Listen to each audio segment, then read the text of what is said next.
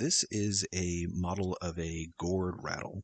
And so gourds traditionally were grown by Autumn and were used for a variety of purposes. So a lot of times they would be used for, and there's a process for cleaning them out.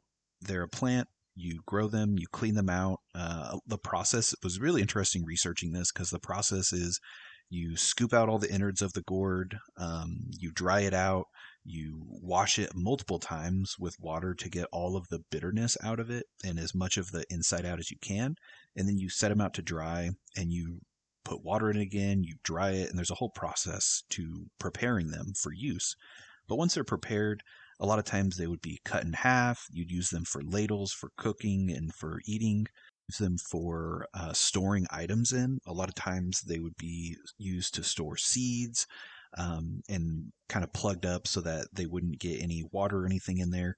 And finally, you would use them for ceremonial purposes or just for music making. So the way the gourds work is you would fill them with pebbles or with seeds or with something else that creates a sound.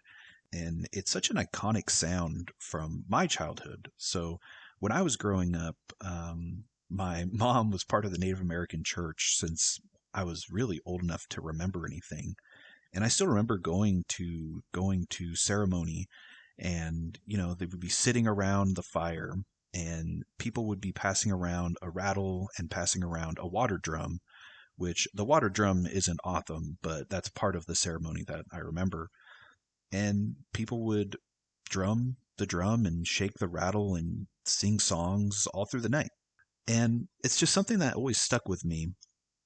And it's the same thing when I go to community meetings. This model, along with the basket dancer and the model of the boy with the ribbon shirt, is just iconic to me because at every gathering or ceremony, we would have someone who is shaking the rattle and singing a song. And the women would be dancing, or, if it's a social dance, all of us would be dancing.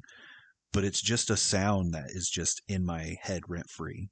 So that's really why I wanted to do this model. It's kind of for two reasons. One is I just thought it was such a simple model to craft because it's really only two parts and both parts.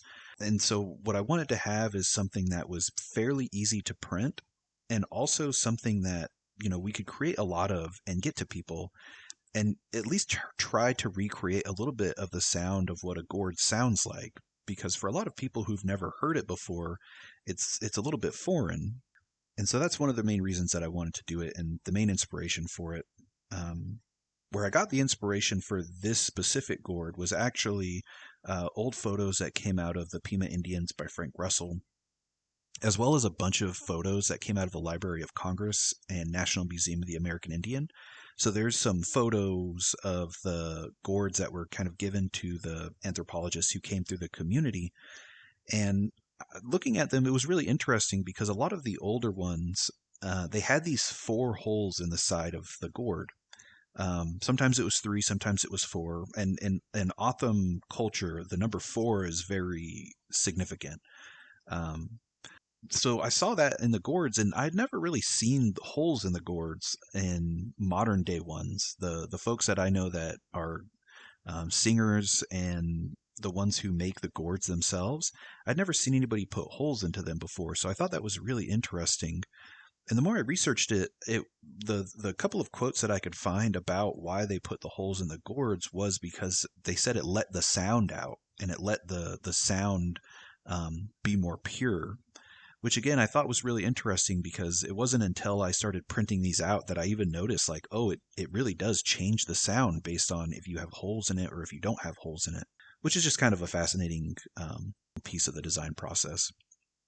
But so we have 2 versions of this gourd. We have one with the holes and then we have one without the holes, and kind of print them interchangeably because the stick and the gourd go together either way. But again, I wanted to have just something that I could have representative of this memory that and this iconic sound that I grew up with that I feel is just such a significant part of our history and part of our musical culture.